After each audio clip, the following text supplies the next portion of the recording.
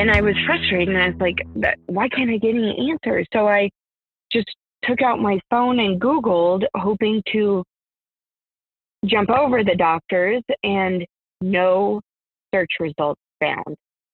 That has never happened to me in my life, to receive no search results. My name is Kevin Freiert. My 30-year career at Pfizer gave me the chance to learn about the many facets of drug discovery and development. When I retired, I started Salem Oaks to help patients, parents, and caregivers understand the world of biopharmaceutical R&D so that they can be more effective partners and shape the future of medicine. On Raising Rare, we are bringing you the story of a young father whose son has an ultra-rare disorder known as Sedagatian type spondyl metaphyseal dysplasia, or SSMD. Each episode, we will find out what is going on in the life of Sanath and his son Raghav. We will talk about Raghav's growth and development, ongoing and upcoming research, and the challenges and adventures that raising a child with a nearly unknown condition brings. Subscribe to the Raising Rare podcast to hear the story unfold.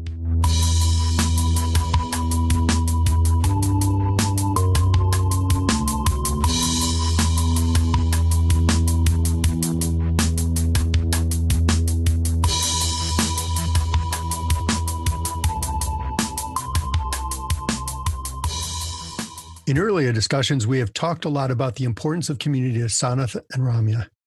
So we thought it would be good to meet one of those community members. Today on Raising Rare, we are joined by one of the most driven parent advocates in the world of rare disease, Amber Freed.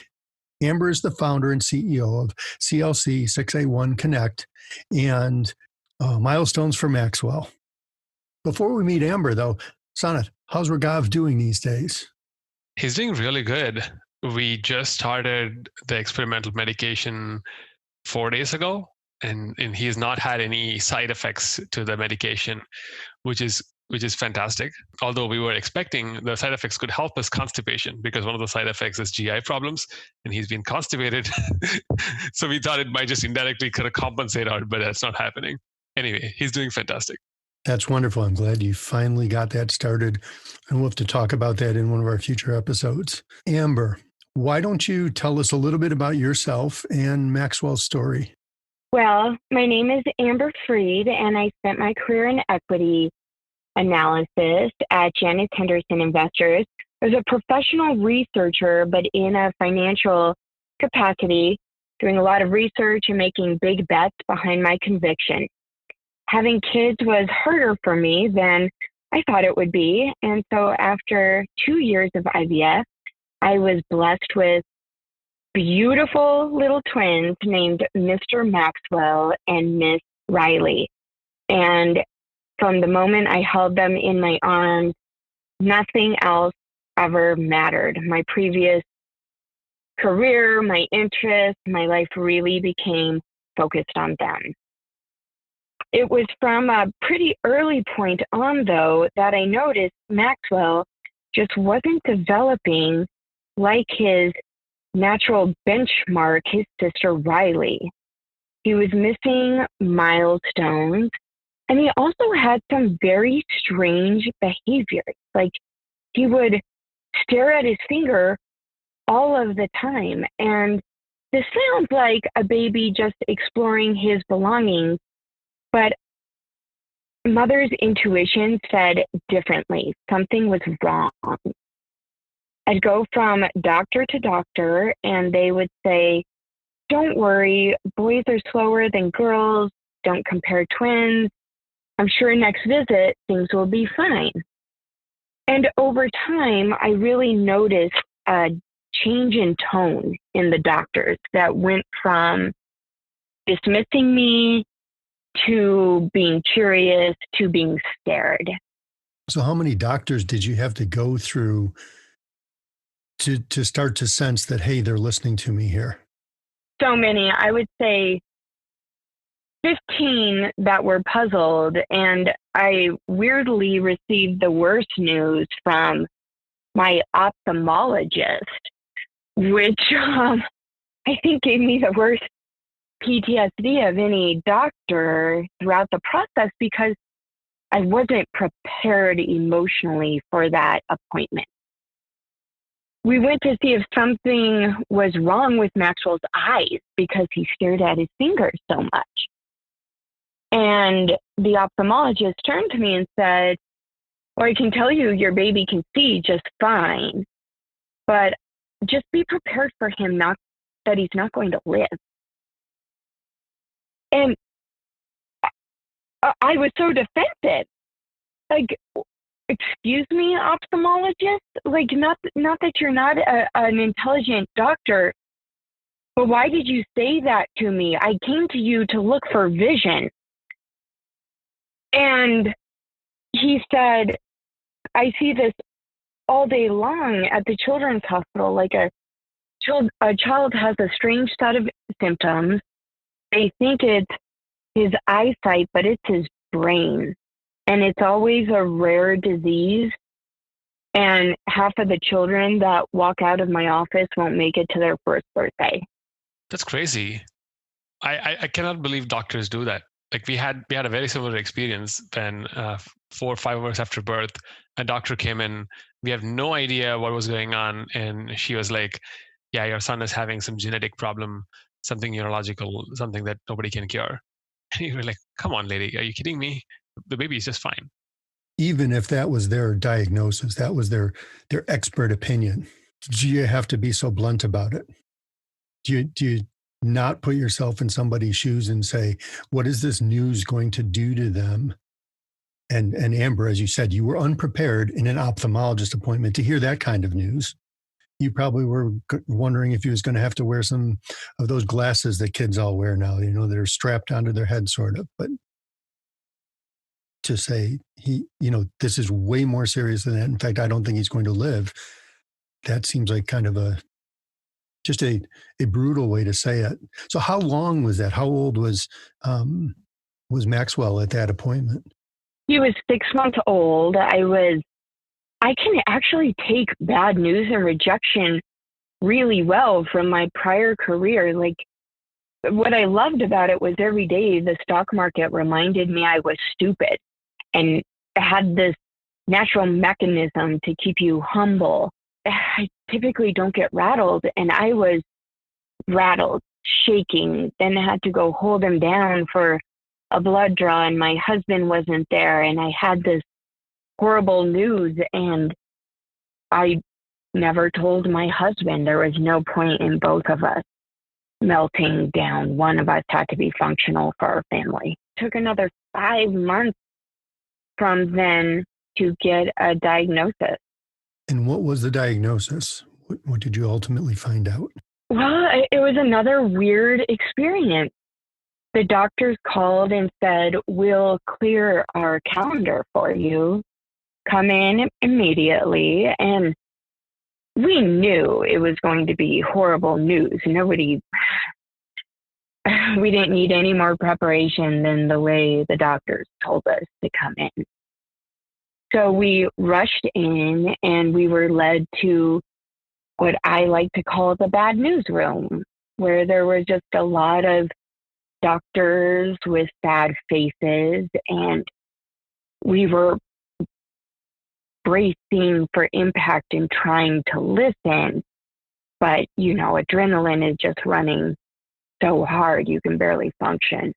And the doctors told us he's diagnosed with SLC6A1.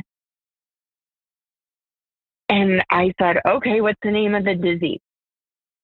And thinking they were just using like medical jargon. And they said, no, that is the name of the disease. And I said, okay, but like who discovered it? Who's the disease named after? And they said, the gene. It's too rare to have a name. And they gave me a 5-page article written out of Denmark and said, this is what we know about it. Hopefully you can become the expert and you can come back and educate us. Wow. So I have 2 reactions to that. One is, it was actually good that they shared the article with you. It would have been great to like walk you through it, maybe. I don't know if they did that. But then the other thought I have is they immediately recognized that you would become the expert. They knew that you would be devoted to looking at it, and they couldn't. But what a role reversal. That's amazing that they just put it out there on you and said, come back as the expert. Ooh. So how'd you respond to that? Well, my natural defense mechanism is research. And I started peppering them with questions like, will this affect life expectancy? Like, I started very high level and they said, we don't know. You have to have what's called a natural history study. And then I was frustrated and I was like, why can't I get any answers? So I just took out my phone and Googled, hoping to jump over the doctors, and no search results found. That has never happened to me in my life, to receive no search results. And my husband is a big 6'2" college football loving guy. Our cat is named Nittany after the Penn State Nittany Lions. And I could see his shoulders start to shake because he was trying not to bawl, but he was. And I just grabbed his knee and I said, Mark, don't cry. We have our entire lives to cry. This isn't about us. It's about Maxwell. And right now we need to fight. And I turned back to the doctors and I said, what would you do in the next week and in the next month? And then I'm going to call you and I need your coaching for next steps. But this is not going to be our story. And I don't want to talk about it as if it is going to be our story. And they looked back and they said, start calling scientists right now. So how do you do that? I grew up in the industry and I would struggle to just, if someone told me, go call scientists, I'd be like, well, what do I do? The yellow pages, where's the scientist number? How did you actually attack that challenge? I first went back to my office and I quit my career. I told them something really bad has happened and I'm quitting. I'm never coming back right now. And I looked up all of the companies that work in rare disease space, printed off their information, asked for introductions from my peers that covered them. I worked in consumer. I worked with the world's largest biotech team. And then I started with those people in Denmark. And I called and I said, my child was just diagnosed with this. I have no idea what I'm going to do, but I'm going to do something. Can you explain to me what this paper means and how I can become more involved in the community? And please introduce me to 3 people. But my most important question was, if you were a parent right now, how could you cure this disease? I'm not really interested in forming a long-term network. I need something in the next year that can help Maxwell. And then I can start thinking about larger nonprofits and building a community and speaking engagements. And throughout all of those conversations, I'd say I talked to hundreds of scientists over a span of a month, read close to 20 textbooks, and it became very clear for our situation that the shot on goal was gene replacement therapy. You got there pretty quickly. That is gene replacement therapy. Let's talk about that in a couple minutes, and let's bring Sanath back into the conversation here. How did you two meet? I've read about your story, Amber, even before we met. I think I read about the story, Maxwell's story online when I was doing my research on figuring out how to get started, like everybody does. And then magically out of nowhere, a WhatsApp group was started with a bunch of rare disease advocates, and that morphed into a Slack group, and that's how we got connected, and that's how we got met. The funny thing is, I don't think we've met in person, right? No. But it doesn't feel like it. it feels like we know each other for a while. So Amber, I think I actually didn't meet you, but I saw you at Global Genes 2 years ago. And a woman stood up, roughly looks like you as I've seen you in pictures and stuff, and said, I'm going to find a cure for my son in a year. And then you either sat down or you left the room. Was that you? Oh, I'm sure. Yeah. Because I remember actually looking for you the rest of the time saying, I want to talk to you because I can give you some, hints on where this path is that you're looking for and some of what's going on, what you're going to have to do. And I just couldn't find you the rest of the conference. But I remember that moment as a very touching moment. Someone in your situation saying, I'm going to do this. And I'm taking the first step right here in front of you all. And it was very powerful. Oh man, I was so tired. I don't even remember, but I'm glad to hear that. It's fascinating how Global Genes has also been my starting point. I spoke about this before, but I remember vividly sitting in the Global Genes meeting and thinking and taking notes and thinking about strategies to help my son. And I think it's a place where we can all go back and learn from. So how do you guys stay in touch now? It sounded before we got started that you've got another meeting already set up for something else. So how do you stay in touch now? Slack and email. I think with COVID, it became more convenient that this has become the de facto tools for everybody to communicate. So Slack and email, yeah. And I think all of us are in a journey, and if you're in the gene replacement therapy journey, you're probably going to be doing a few set of activities that everybody is doing already or has done. And I'm looking into gene therapy for my son, and Amber has worked on this before. So we've had a bunch of conversations about that. We've had a bunch of conversations about other topics like natural history and so on. So yeah, it's primarily through Slack and email. As someone standing on the outside of this looking at it, there's this group of people, this community that we've talked about before, Sanath, and you're teaching each other as you go. And it's great that happens, but it just seems like a complete systemic failure that there isn't another way for someone who finds himself on this path to kind of step into some sort of here's the process of what's going to happen. And yes, your energy is important. And yes, your ideas are going to drive it even faster. But to just be left in a desert of, I'm going to call a lot of scientists and figure this out myself. There's something broken there that we should start looking at how to fix that bigger thing after we deal with what's right in front of us, right? And that's the paradox. Maxwell and Raghav are the priority here. And there's this bigger issue that has to also be addressed by someone somewhere. I think the bigger issue will get addressed at some point in time. And I believe patient foundations are going to be the folks that address the disease. Honestly, because we feel the problem more than anybody else in firsthand. Because when we get started after devastating news, we have to climb a mountain before even we can begin to think what the future for this kid will look like. And I think we will end up solving this problem. I agree. It will come from patients and parents, the people facing it front line. It's not going to come from some ivory tower somewhere. It just can't. The ivory tower can't even see it. You've gotten to know each other over at least a year or so now. This is a chance for you to talk about each other a little.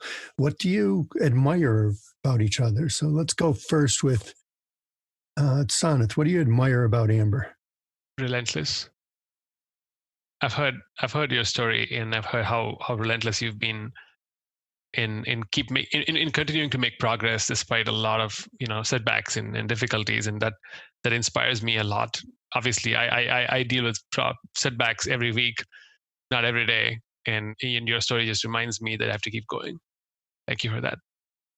Sanath has so much grit, but another large quality he has is his ability to bring people together, and their family is just very, very loving.